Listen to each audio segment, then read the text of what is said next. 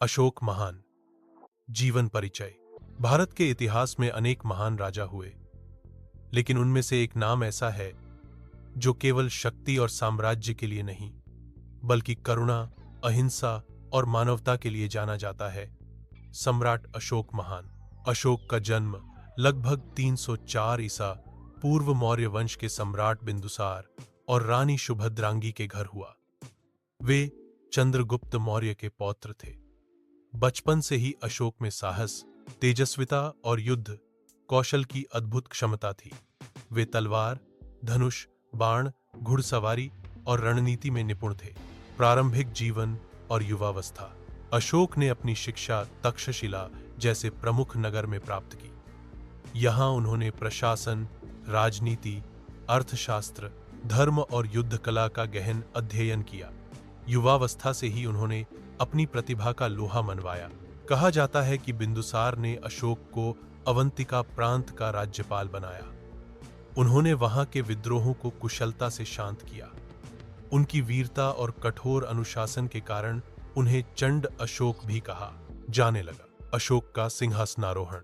273 ईसा पूर्व बिंदुसार की मृत्यु के बाद उत्तराधिकार के लिए संघर्ष हुआ। कई भाइयों के बीच सत्ता संघर्ष हुआ और अंततः अशोक विजयी होकर मौर्य साम्राज्य के सम्राट बने। उनका साम्राज्य अत्यंत विशाल था।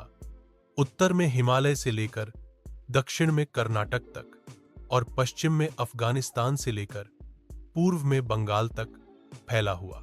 कलिंग युद्ध। जीवन का मोड़। अशोक के शासनकाल का सबसे बड़ा और निर्णायक क्षण 261 ईसा पूर्व का कलिंग युद्ध था। कलिंग, वर्तमान ओडिशा, एक स्वतंत्र और समृद्ध राज्य था जो मौर्य साम्राज्य के अधीन नहीं था। अशोक ने इसे जीतने के लिए विशाल सेना भेजी। युद्ध भयंकर था। हजारों सैनिक मारे गए, असंख्य लोग घायल हुए, नगर और गांव जल गए।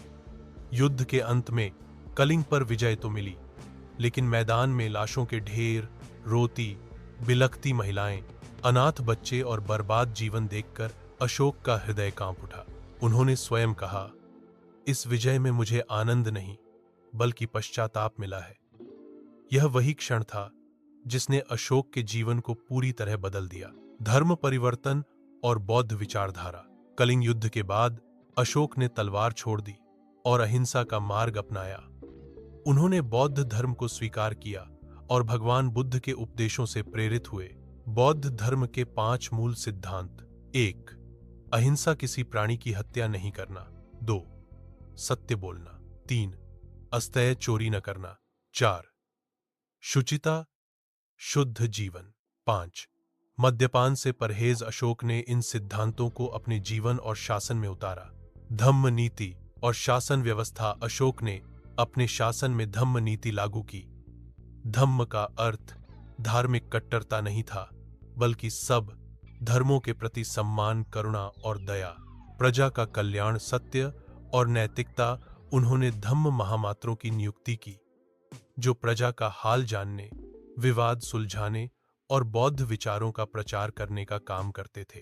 धर्म प्रचार और निर्माण कार्य। अशोक ने पूरे भारत में बौद्ध धर्म का प्रचार प्रसार किया। उन्होंने स्तूप जैसे सांची का स्तूप, विहार संघ के लिए मठ, शिलालेख और स्तंभ बनवाए। इन स्तंभों पर उनके उपदेश और आदेश अंकित थे। सारनाथ का अशोक स्तंभ आज भी भारत के राष्ट्रीय प्रतीक के रूप में अपनाया गया है। अशोक चक्र हमारे तिरंगे में है। उन्होंने बौद्ध धर्म के प्रचार के लिए श्रीलंका, नेपाल, अफगानिस्तान, मिस्र और यूनान तक अपने दूत भेजे। उनके पुत्र महेंद्र और पुत्री संघमित्रा ने श्रीलंका में बौद्ध धर्म का प्रसार किया। अशोक का उत्तरकाल। अशोक ने अपने शेष जीवन में प्रजा के कल्याण, सड़कों, कुओं, पेयजल, चिकित्सालय और शिक्षा की व्यवस्था पर विशेष ध्यान दिया। वे एक ऐसे शासक बने जिन्होंने शक्ति से अधिक नैतिक मूल्यों को प्राथमिकता दी। अशोक की विरासत। अशोक का शासन केवल युद्ध और विजय के लिए नहीं, बल्कि मानवीय मूल्यों के लिए याद किया जाता है। उनकी विरासत आज भी जीवित है। सारनाथ का सिंह स्तंभ। राष्ट्रीय प्रतीक अशोक चक्र। राष्ट्रीय ध्वज में बौद्ध धर्म का वैश्विक प्रसार। अशोक ने यह साबित किया कि सच्ची महानता केवल साम्राज्य बढ़ाने में नहीं, बल्कि मानवता, न्याय और करुणा में है। Like and subscribe.